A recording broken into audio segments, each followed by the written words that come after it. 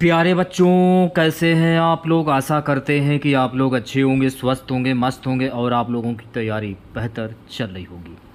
तो फाइनली आप लोगों का एसएससी एमटीएस का 30 सितंबर का सेकंड शिफ्ट का एग्ज़ाम हो गया है। 30 सितंबर सेकंड शिफ्ट में पूछे गए सभी क्वेश्चंस इस वीडियो में डिस्कस करेंगे। तो इस वीडियो को पूरा ज़रूर देखिए। वीडियो अच्छा लगे तो प्लीज़ वीडियो को लाइक और शेयर ज़रूर करें। और जो भी हमारे नए बच्चे हैं, जिन बच्चों ने चैनल को सब्सक्राइब नहीं किया है, तो प्लीज़ चैनल को सब्सक्राइब, नोटिफिकेशन बेल ऑन करना ना भूलें। चलिए हम लोग देख लेते हैं एसएससी एमटीएस की 30 सितंबर की द्वितीय पाली में कैसे क्या प्रश्न पूछे गए हैं। तो पहला प्रश्न पूछा गया था द्वितीय पाली का, हर्षवर्धन का दरबारी कवि कौन था। तो मेरे प्यारे साथियों, हर्षवर्धन का दरबारी कवि था बाणभट्ट। तो बाणभट्ट आपका करेक्ट आंसर हो जाएगा। बाणभट्ट राजा हर्षवर्धन के दरबारी कवि थे। बाणभट्ट ने संस्कृत में हर्षवर्धन की जीवनी हर्षचरित लिखी थी। तो अगर आपसे प्रश्न पूछ लिया जाए पेपर में कि हर्षवर्धन की जीवनी थी हर्षचरित, ये किस भाषा में लिखी गई थी, तो ये संस्कृत भाषा में लिखी गई थी। किसके द्वारा? बाणभट्ट के द्वारा।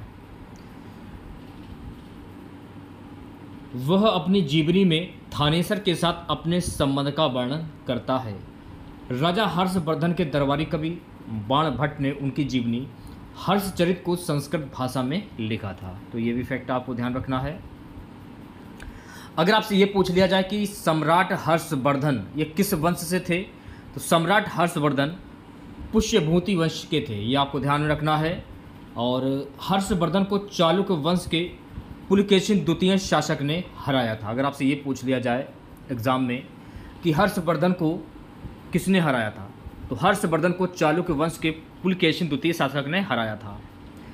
चीनी यात्री जो तीर्थ यात्री था, चीनी तीर्थयात्री हेनसोंग, ये हर्षवर्धन के कार्यकाल में हर्ष के दरबार में आया था। ये भी फैक्ट आपको ध्यान में रखना है। राजा हर्षवर्धन ने कन्नौज में ज्ञान का एक विशाल केंद्र स्थापित किया, जिसे भद्र विहार कहा जाता था। हर्षचरित पुस्तक बाणभट्ट के द्वारा लिखी गई थी। यह भी फैक्ट आपको ध्यान रखना है। एक है रत्नावली पुस्तक। तो रत्नावली जो पुस्तक है ये हर्षवर्धन के द्वारा लिखी गई है। यह भी फैक्ट आपको ध्यान रखना है। सातवीं शताब्दी ईस्वी पूर्व में हर्षवर्धन के साम्राज्य की राजधानी क्या थी? कन्नौज। ये भी फैक्ट आपको ध्यान रखना है। जिन लोगों ने अभी तक वीडियो को लाइक नहीं किया है, तो सभी बच्चों से अनुरोध है, हाथ जोड़कर प्लीज़ वीडियो को लाइक कीजिए यार। आप लोग वीडियो को लाइक नहीं कर रहे हैं, आप लोगों का कुछ खास रिस्पॉन्स भी देखने को नहीं मिल रहा है। सपोर्ट कीजिए यार, आप लोग सपोर्ट नहीं कर रहे हो आप लोग। 7वीं शताब्दी के प्रारंभ के साथ थानेश्वर और कन्नौज के सिंहासन पर हर्षवर्धन बैठे थे।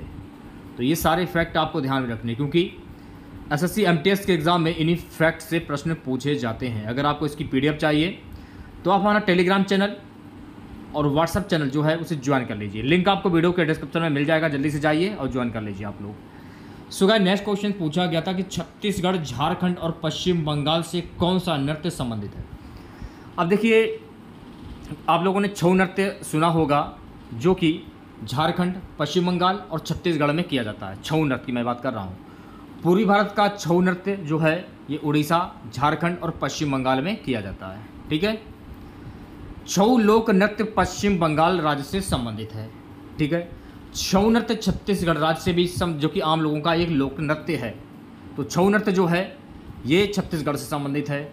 छऊ नृत्य भारत के पूर्वी भारत क्षेत्र का एक लोकप्रिय नृत्य है। तो ये फैक्ट आपको ध्यान रखना है। ठीक है। जैसे कि भरतनाट्यम ये तमिलनाडु का लोक नृत्य है।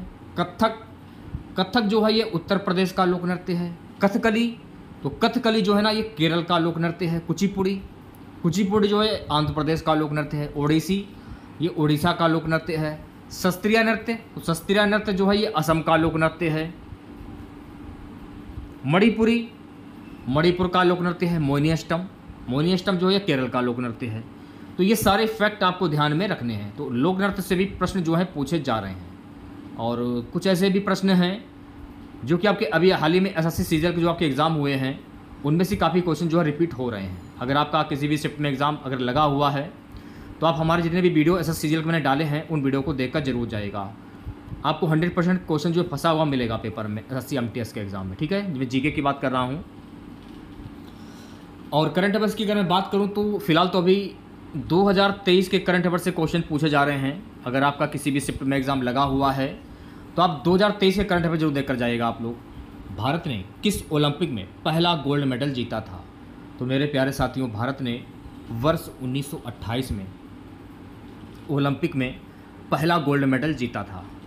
भारत ने 1928 एम्स्टर्डम ओलंपिक खेल में पहली बार स्वर्ण पदक जीता था। ये फैक्ट आपको ध्यान रखना है। स्वतंत्र भारत ने अपना पहला ओलंपिक स्वर्ण पदक कब जीता था? ये प्रश्न अक्सर पेपर में पूछ लिया जाता है आप लोगों से। तो स्वतंत्र भारत ने अपना पहला ओलंपिक स्वर्ण पदक वर्ष 1948 में जीता था, ठीक है। व्यक्तिगत ओलंपिक स्वर्ण पदक जीतने वाले प्रथम भारतीय कौन थे? तो व्यक्तिगत ओलंपिक स्वर्ण पदक जीतने वाले प्रथम भारतीय थे मेरे प्यारे साथियों अभिनव बिंद्रा। कौन थे? अभिनव बिंद्रा।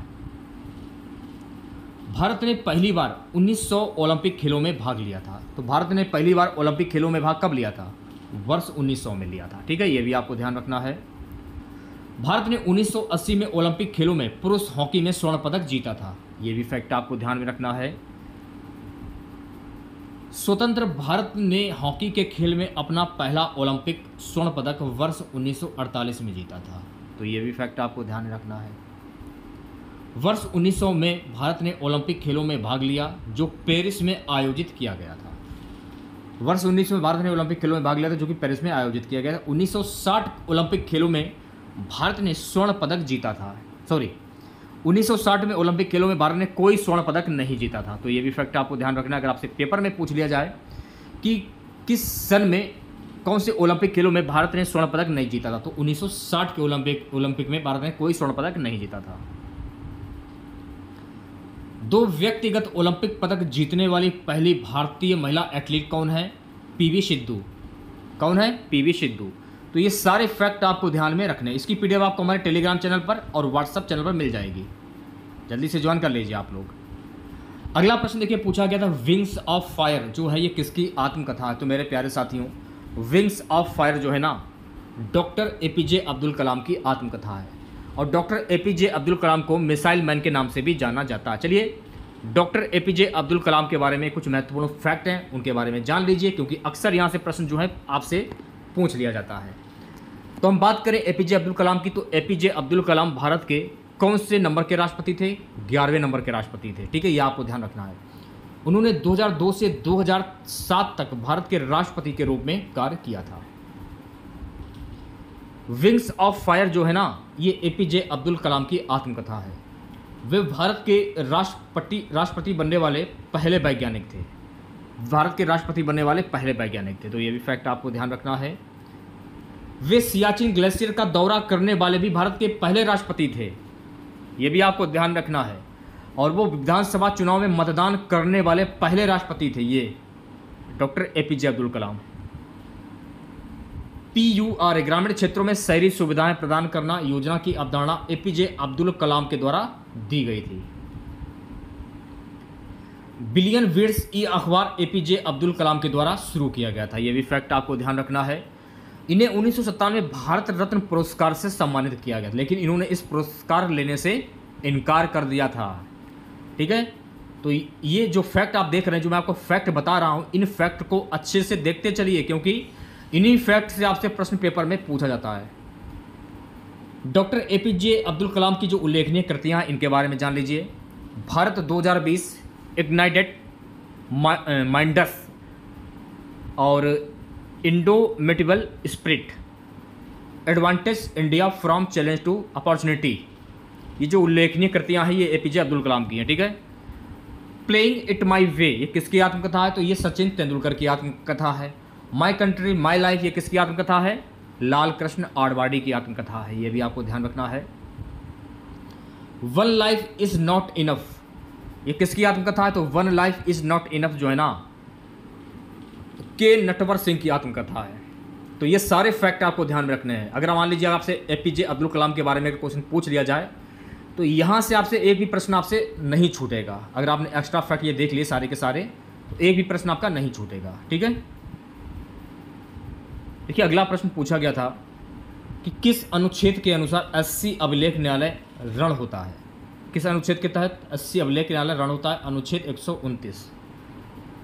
भारतीय संविधान के अनुच्छेद 129 में सर्वोच्च न्यायालय को कोर्ट ऑफ रिकॉर्ड अभिलेख न्यायालय बनाया गया है। ये आपको ध्यान में रखना है। अनुच्छेद 129 कहता है सर्वोच्च न्यायालय अभिलेख न्यायालय होगा।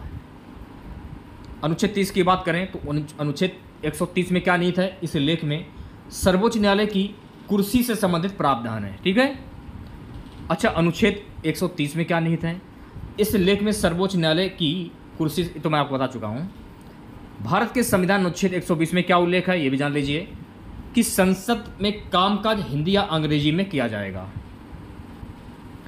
अनुच्छेद 143 सर्वोच्च न्यायालय से परामर्श करने के राष्ट्रपति की अधिकार से संबंधित है। यह एक न्यायपीठ द्वारा तय किया जाएगा जिसमें कम से कम 5 न्यायाधीश होंगे। अनुच्छेद 355 की अगर हम बात करें तो भारतीय संविधान के अनुच्छेद 355 में उल्लेख है कि बाहरी आक्रमण और आंतरिक गड़बड़ी के खिलाफ राज्यों की रक्षा करना केंद्र सरकार का कर्तव्य है। अनुच्छेद 343(1) में क्या निहित है? हिंदी भाषा को राजकीय भाषा घोषित किया जाएगा। और संविधान निर्माण में कुल कितने सदस्य हैं? 229 सदस्य हैं। तो ये सारे फैक्ट आपको ध्यान रखने हैं। और मूल अधिकार कितने हैं भारतीय संविधान में? मूल अधिकारों की जो संख्या कुल 7 है। नागरिकता संबंधी प्रावधान अनुच्छेद 5 से 11 में है। ठीक है। तो ये सारे फैक्ट आपको ध्यान में रखने हैं। तो कैसा लगा वीडियो आप लोगों को कमेंट बॉक्स में ज़रूर बताइएगा आप लोग। तो अगर आपको इसका पीडीएफ चाहिए टेलीग्राम पर आपको इसका पीडीएफ मिल जाएगा और हमारे व्हाट्सएप ग्रुप पर भी आपको पीडीएफ मिल जाएगा। दोनों ही ज्वाइन कर लीजिए, फ़ायदा आपको होगा, नुकसान नहीं होगा। चलिए मिलते हैं नेक्स्ट वीडियो के साथ। जय हिंद, जय भारत।